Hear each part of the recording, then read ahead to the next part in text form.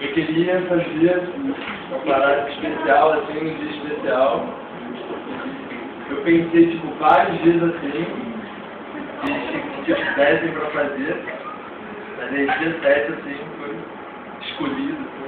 É tipo, a primeira parte é só a parte da vergonha mesmo. Por isso, todo mundo aqui junto, então estamos levando.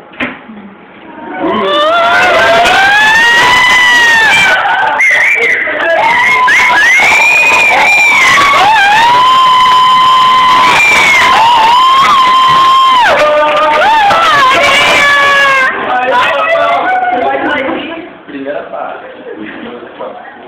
Faltou beijo, faltou beijo.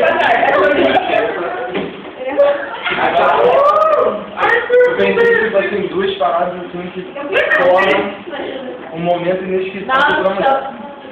Um exemplo, com certeza, se a mulher atravessa na rua, ninguém olha pra ela, já pô, nunca vai esquecer isso aí. Por isso que eu E a segunda foi... Que isso, cada filme. Ai,